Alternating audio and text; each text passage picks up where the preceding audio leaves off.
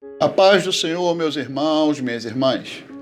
Antes de iniciar o nosso estudo da lição de número 4, nosso breve resumo semanal, quero agradecer a todos vocês que têm se inscrito no nosso canal, têm deixado o seu joinha e também, principalmente, os seus comentários, porque também tem nos ajudado a melhorar, a desenvolver esse nosso projeto. Posto isso, vamos à nossa lição. O título da lição é A História da Igreja até a Reforma Protestante. É a lição de número 4, que será ministrada no próximo domingo, dia 28 de abril de 2019. Irmãos e irmãs, uma vez um pastor estava conversando com uma determinada irmã e a respeito do conhecimento da história da igreja. E essa irmã, ela falou uma frase que eu acho muito interessante e vou repeti-la. A irmã disse o seguinte: nós não podemos amar aquilo que não conhecemos. Portanto, irmãos, é importante o conhecimento da história da igreja cristã. Texto áureo.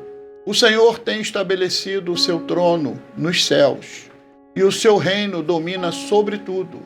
Salmo 103, 19.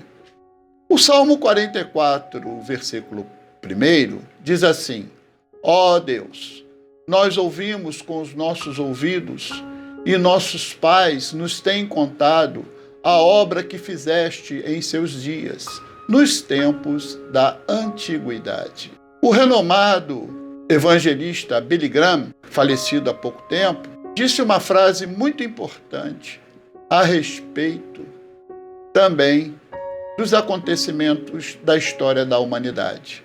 O maior acontecimento da história não foi o homem subir e pisar na lua. Foi Deus descer e pisar na terra. Verdade aplicada. O estudo da história da igreja contribui para evitar os erros do passado. Conhecer melhor a missão e cumprir com fidelidade nossa tarefa.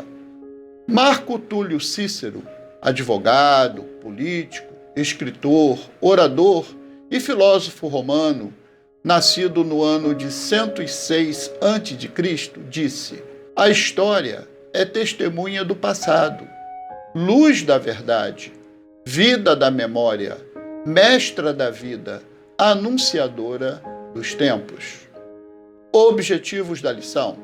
Primeiro objetivo: explanar a história da igreja até a Reforma Protestante.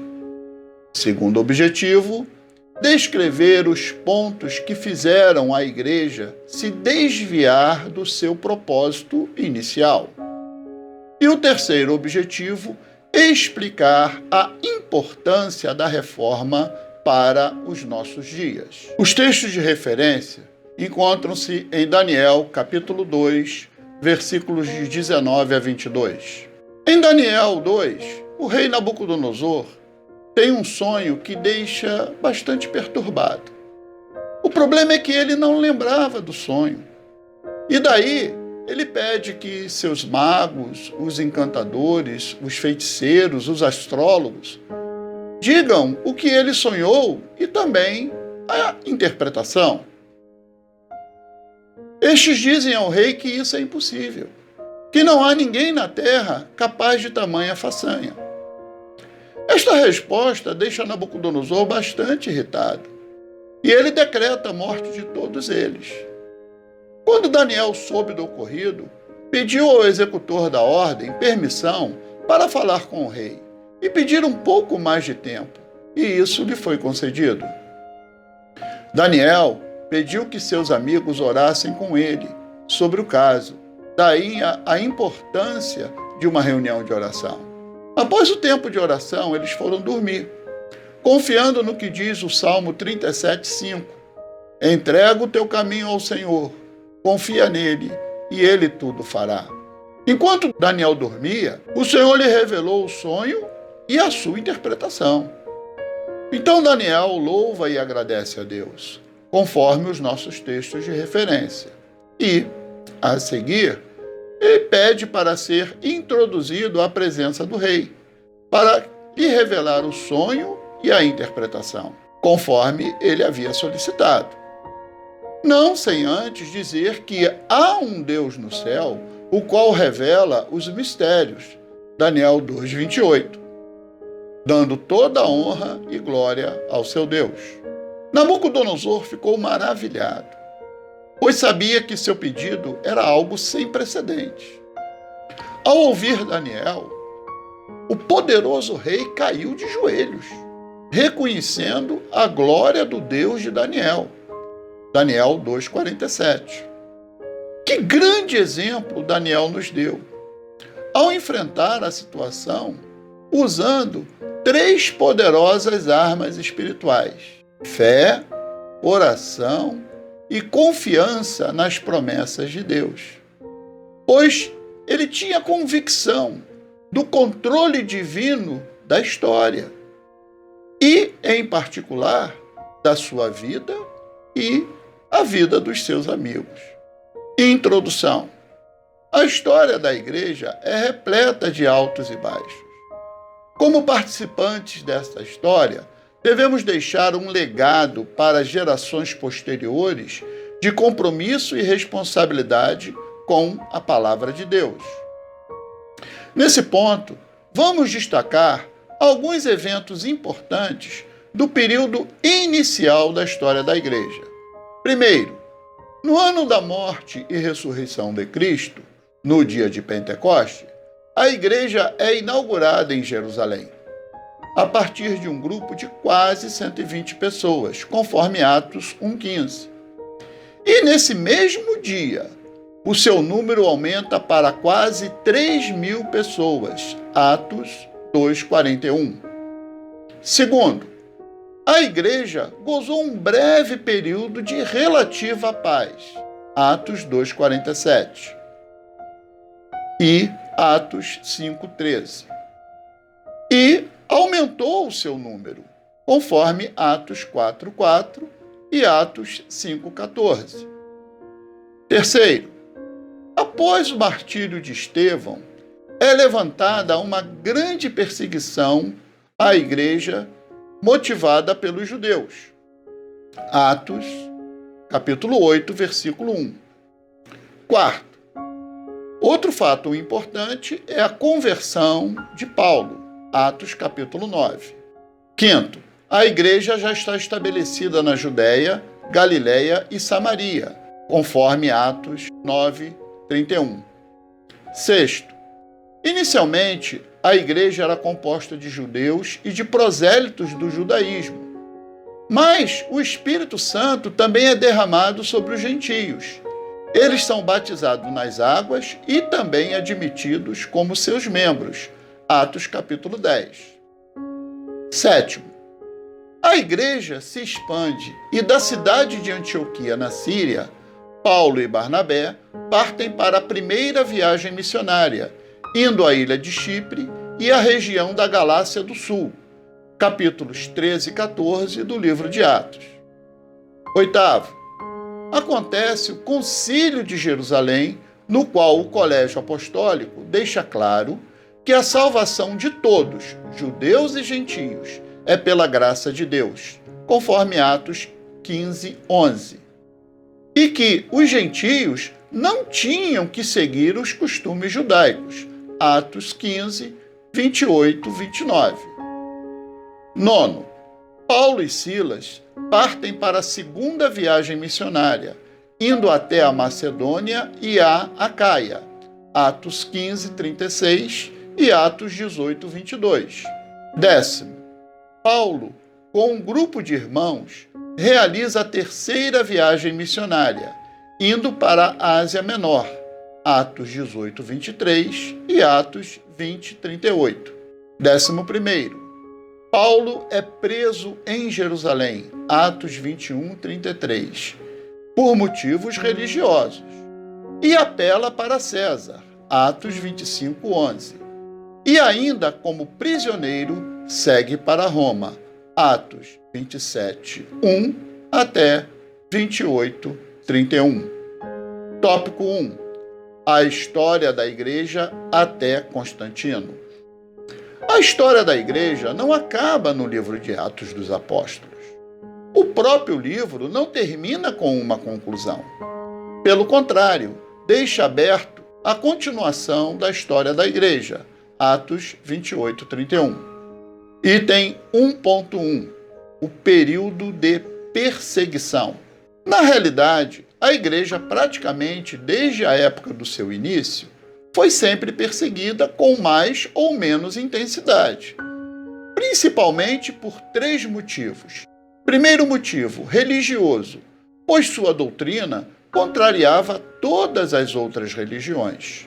Segundo, um motivo político, pois era seguida por uma minoria e, como nós sabemos, os governos querem agradar a maioria.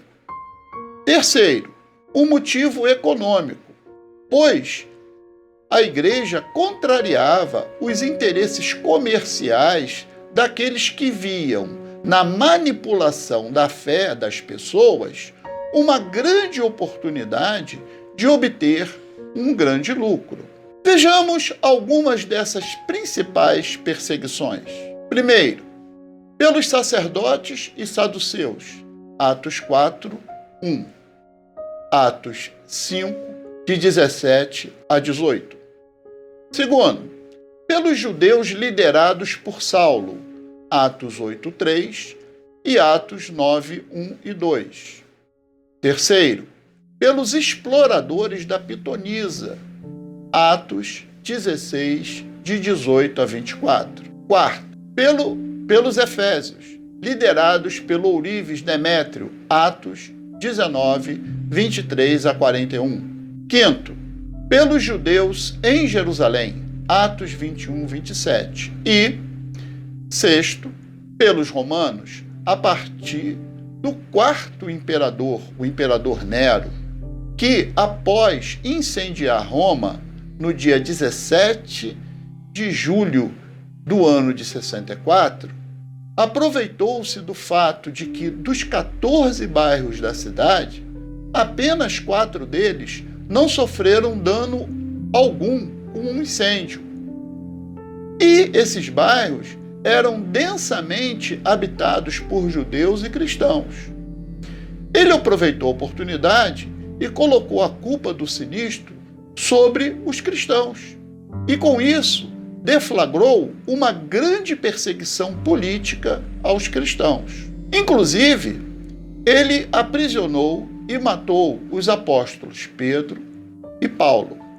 Tal perseguição só iria terminar em definitivo com o Edito de Milão, em 13 de junho do ano de 313, sancionado por Constantino e Licínio, que eram imperadores romanos do Ocidente e do Oriente, respectivamente, conferindo ao cristianismo e a todas as outras religiões o estatuto da legitimidade.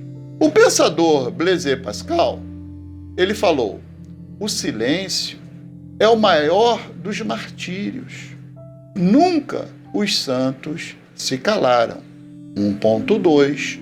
O período apologético. Apologia é um termo do latim e do grego que significa um discurso ou texto em que se defende, justifica ou se elogia alguma doutrina, uma ação, uma obra, etc. O inimigo usa das seguintes armas para combater e tentar enfraquecer a igreja. Primeiro, a perseguição. Segundo, a introdução de heresias teológicas. Terceiro, o legalismo. Quarto, o mundanismo. E quinto, o fanatismo.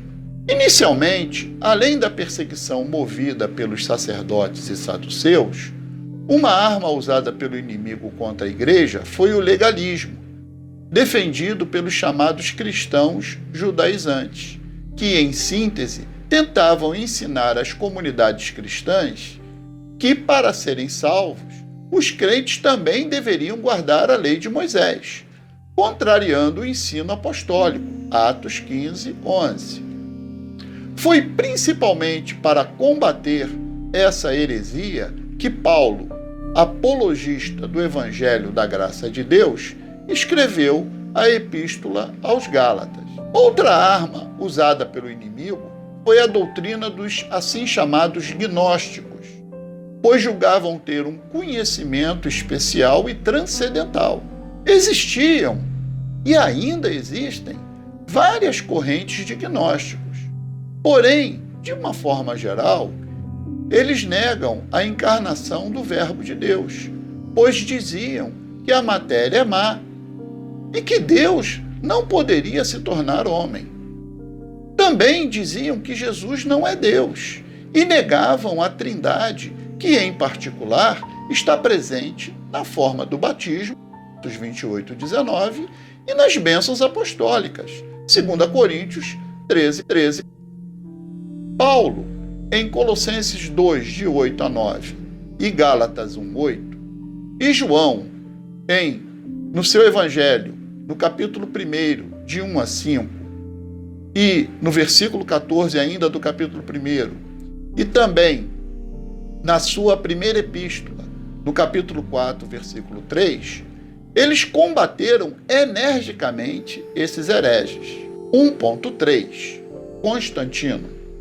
Constantino ele foi imperador romano, desde o ano 288 até o ano 337 da nossa era. Durante a batalha em Adrianópla, ele teria contemplado uma cruz numa visão, e isso fez com que ele passasse a acreditar que a sua vitória era devida à intervenção do Senhor Jesus Cristo. Dessa forma, ele estabeleceu o cristianismo como religião oficial de todo o Império Romano e também tomou medidas para evitar que a fé cristã fosse destruída por perseguição externa ou por conflitos internos, dando um passo da maior importância para torná-lo a religião dominante da Europa. Constantino chegou até a mediar uma grande disputa interna a respeito da doutrina entre as facções orientais e ocidentais da Igreja. Em 323 da nossa era, ele convidou os bispos representantes dos dois grupos para uma conferência na cidade de Niceia, na atual Turquia, onde as diferenças foram resolvidas. O Concílio de Niceia, esboçado nessa reunião, definiu as crenças básicas cristãs com as quais ambos os lados deveriam concordar. Item 2. A Igreja do Estado Imperial à Idade Média. A Idade Média representa o esforço de traduzir as experiências da Igreja no mundo do Império Romano para o mundo germânico. 2.1. Fusão entre Igreja e Estado. O fato do cristianismo se tornar a religião oficial do Estado trouxe para o seio da Igreja pessoas não convertidas e que, politicamente, conseguiram ocupar posições de destaque dentro da hierarquia eclesiástica e, dessa forma, foram introduzindo, pouco a pouco, práticas idólatras, sincretistas e mundanas na religião cristã. A entrada na igreja é através do arrependimento e conversão, e não por interesses políticos e sociais. Atos 3,19 diz assim: arrependei-vos, pois, e convertei-vos, para que sejam apagados os vossos pecados, e venham assim os tempos do refrigério pela presença do Senhor. Em 379 da nossa era, Teodósio torna-se imperador e em 392 proibiu a volta ao paganismo, reforçando a fusão entre o Estado e a Igreja, sendo na prática tanto o chefe do Estado como da Igreja, pois tinha o domínio político sobre os bispos. A Igreja visível, de perseguida, tornou-se perseguidora. subiu politicamente, mas desceu espiritualmente. No entanto, a Igreja invisível nunca abriu mão dos seus valores éticos e morais, pois Jesus Cristo nunca deixou de ser o seu verdadeiro cabeça. Atos 5:29 diz assim: porém, respondendo Pedro e os apóstolos, disseram: mais importa obedecer a Deus do que aos homens. 2.2 A Idade Média. Devido à grande vastidão, cada vez mais tornou-se difícil de se manter o controle do império. Os povos que não tinham a cultura romana, que eram conhecidos como bárbaros, eles viviam perto das suas fronteiras e começaram a migrar para os seus domínios, em busca de proteção contra os hunos e melhores condições econômicas, e dessa forma causava muitos problemas políticos e sociais, contribuindo assim para o declínio do Império Romano. Enquanto isso, cada vez mais aumentava o poder secular dos papas, pois tais imigrantes, para melhor se integrar ao império, abraçavam, nem que fosse formalmente, a religião oficial. A Idade Média é um período da história da Europa entre os séculos V e XV. Inicia-se com a queda do Império Romano do Oriente e termina durante a transição para a Idade Moderna. É nesse período que a Igreja oficial inicia o seu domínio sobre as 5 principais áreas da vida secular, a saber, a economia, as artes, as ciências, a política e a religião. 2.3 Pré-reformadores. Em função do que foi visto nos tópicos 2.1 e 2.2, a Igreja visível foi se distanciando cada vez mais da doutrina de Cristo e dos apóstolos. Atos 2:42, Efésios 2:20. O fortalecimento do papado tornou a Igreja, como instituição, num verdadeiro império secular, e o Papa o seu imperador. A Igreja passou a monopolizar a fé, negando o acesso do povo às Escrituras e se enriquecendo com vastas propriedades e pesados impostos a título de ofertas. Mas Deus sempre levanta os seus profetas. Nesse período, esses foram os chamados pré-reformadores, que pregavam a autoridade da Bíblia para desmentir as falsas doutrinas que foram introduzidas no seio da Igreja, sendo que muitos deles foram martirizados por isso. Dentre esses pré-reformadores, podemos citar John Wycliffe, nascido em 1330 e falecido em 1384, que foi professor da Universidade de Oxford, teólogo, reformador religioso inglês. Trabalhou na primeira tradução da Bíblia para o seu idioma. Segundo, John Hus. Ele nasceu em 1369 e veio a morrer em 1415. Ele foi um pensador e reformador tcheco que se baseou nas ideias de Wycliffe. Foi queimado vivo e morreu louvando a Deus. Na sua morte, profetizou: podem matar o ganso, que significa o nome dele, Hus. Mas daqui a 100 anos, Deus suscitará um cisne que não poderão queimar. 102 anos antes de Martinho Lutero apregoar na igreja de Wittenberg as 95 teses que deu início à grande reforma protestante. Ponto 3. A reforma protestante. A igreja passou por diversas transformações, mas nenhuma delas se iguala à reforma protestante. Quando tudo parecia perdido, Deus levanta um homem para desestruturar o sistema eclesiástico, que se desviara de seu propósito inicial. 3.1 Lutero. Lutero, teólogo alemão nascido em 1483, foi iniciador da reforma protestante e fundador da Igreja Luterana. Ele tornou-se mestre em filosofia em 1505 e ingressou na Ordem dos Padres Agostinianos. Em 1512, ele se doutorou em teologia.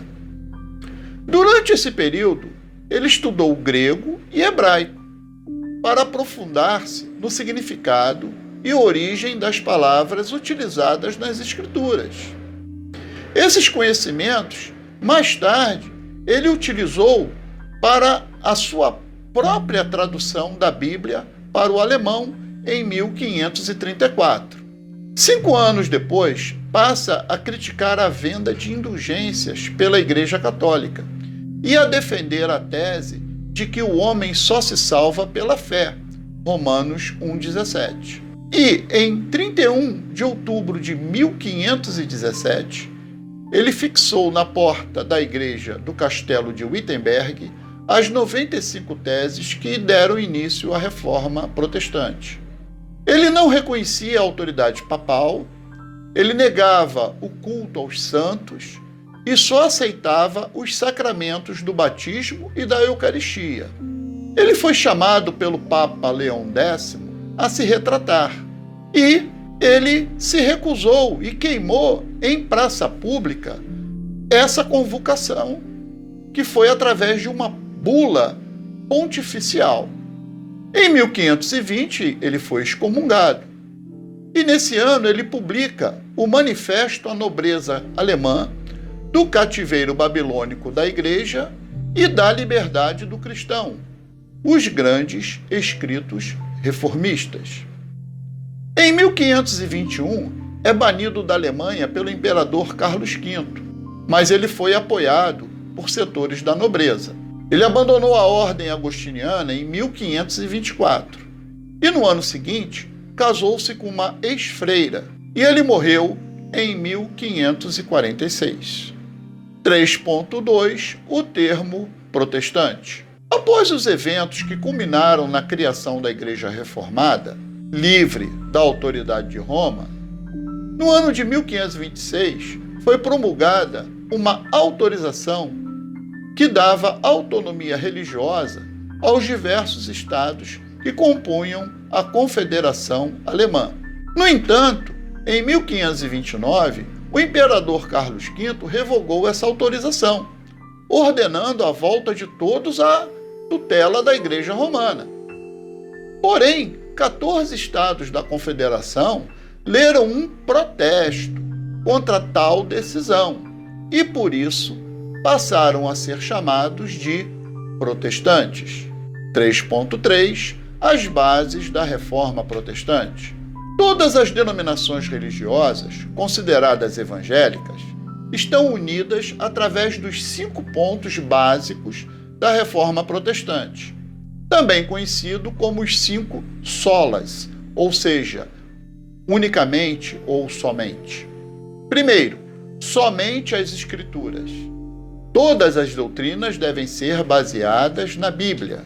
Lucas 21:33, Mateus 22:29, João 5:39 e 2 Pedro 1:20. 2.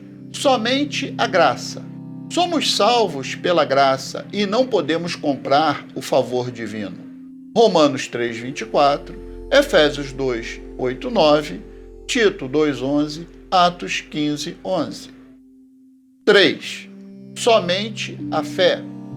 A salvação é pela graça através da fé. João 1:12, Romanos 1:17, 2 Timóteo 3:15, 1 Pedro 1:9. 4. Somente Jesus Cristo. Jesus Cristo é o único caminho. João 14:6, 1 Timóteo 2:5, Atos 4:12 e Hebreus 9:15. 5. Somente a Deus a glória. A glória, o louvor, a adoração e o culto devem ser somente a Deus. Lucas 4:8, Êxodo 34:4, Apocalipse 4:11 e Apocalipse 22, de 8 a 9. O hino Castelo Forte foi composto por Lutero por volta de 1521, por ocasião da sua convocação para a Dieta de Worms. Havia o perigo de que Lutero fosse condenado após essa dieta e acabasse na fogueira como Jan Hus, cerca de 100 anos antes. Na preparação para a Assembleia, Lutero, autor de 37 hinos, teria composto o hino Castelo Forte, baseado no Salmo 46. É o hino 581 da harpa cristã, e os seus 4 primeiros versos diz: Castelo forte é nosso Deus, amparo e fortaleza. Com seu poder defende os seus na luta e na fraqueza. Conclusão: apesar de tantas ações pecaminosas dos que se dizem membros da igreja ao longo da história, nosso Senhor continua trabalhando e guiando o seu povo no cumprimento de seus propósitos. Através de erros e acertos, olhar para a história é aprender com os nossos próprios erros, de tal forma que não venhamos a cometer os mesmos erros do passado. Nesse ponto, irmãos, terminamos o resumo dessa lição. Eu quero agradecer mais uma vez a todos os irmãos que acessam os nossos vídeos, e a minha oração é que Deus continue abençoando a todos nós. A paz do Senhor.